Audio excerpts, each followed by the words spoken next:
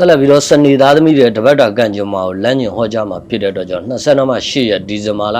နောက်နဲ့25တနင်္ဂနွေနေ့ကနေ3ရက်ဇန်နဝါရီလ2026စနေနေ့ထိတပတ်တာကာလတွင်စနေသားသမီးတွေကန်ကြမှာခြင်းတွေကိုကြည့်လိုက်ကြရအောင်ကဲစနေသားသမီးတွေကန်ကြမှာဖြစ်ပါတယ်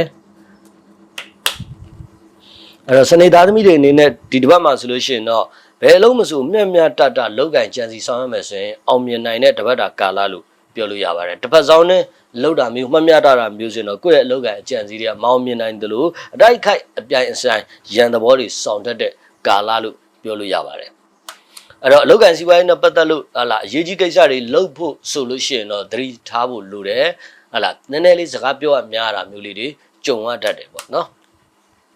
ငွေကြေးနဲ့ပတ်သက်ငွေကြေးကန်ကောင်းမယ်ပေါ့ရုပ်တရားဆိုသလိုငွေကြေးကန်ကောင်းမယ်ငွေကြေးလက်လာပဲရွှင်မယ်ငွေကြေးနဲ့ပတ်သက်စိတ်ချမ်းသာရမယ်အဲ့ဒါကြုံနေရတဲ့ငွေကြေးခက်ခဲပူပင်သောကတွေကိုကောင်းကောင်းကျော်လွှားနိုင်တဲ့ကာလဖြစ်ပါတယ်အဲ့တော့ဒီတစ်ပတ်မှာဆိုတော့ငွေကြေးအကူအညီတောင်းခံမှုရှိတယ်ဆိုရင်လည်းငွေကြေးနဲ့ပတ်သက်တဲ့အကူအညီတောင်းခံခြင်းဖြင့်အဆင်ပြေနိုင်တယ်အခြေအနေတော်မြင့်တာရင်းနဲ့ပတ်သက်လို့ရှိရင်တော့ဒီတစ်ပတ်တာမှာစိတ်ချမ်းသာရမယ်ပျော်ရွှင်ရမယ်လူငယ်များဖို့ချစ်သူဝိစားတစ်တွေရနိုင်တယ်ပြဿနာတက်နေတဲ့အခြေအနေတော်ကိစ္စတွေပြန်လည်ပြီးတော့ဒီတစ်ပတ်မှာအဆင်ပြေဖို့ရအလားအလာရှိပါတယ်ပညာဆိုင်ရာအင်တာဗျူးနဲ့ပတ်သက်တဲ့ကိစ္စတွေလုပ်ဖို့ရှိတယ်ဆိုရင်လုပ်ချင်းဖြင့်အောင်မြင်မဲ့ကာလဖြစ်တယ်အရေးကြီးတဲ့စကားပြောဖို့ဆိုဖို့ခရီးထွက်ဖို့ဆိုလို့ရှိရင်တော့ဒီတစ်ပတ်မှာလုပ်ချင်းဖြင့်အောင်မြင်မှာဖြစ်ပါတယ်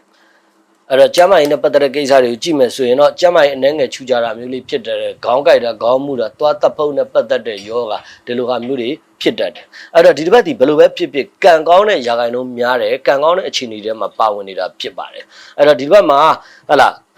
မိမိဆိုင်ကနာရုံးခန်းတွေဖွင့်မယ်လုပ်ငန်းတွေစတင်မယ်ဟလာအရေးကြီးတဲ့လုပ်ငန်းဆောင်တာတွေကိုစီမံဆောင်ရွက်လုပ်ကိုင်မယ်ပြောဆိုမယ်ဆိုလို့ရှိရင်အောင်မြင်နိုင်ပါတယ်အဲ့တော့ရဲဝင်လို့ပါကံကောင်းတဲ့တပတ်တာကာလလို့ကျွန်တော်တို့ပြောရမှာဖြစ်တယ်ဒီတပတ်ကံကောင်းလက်ရွှင်အကျိုးပေးကဏ္ဍဒီ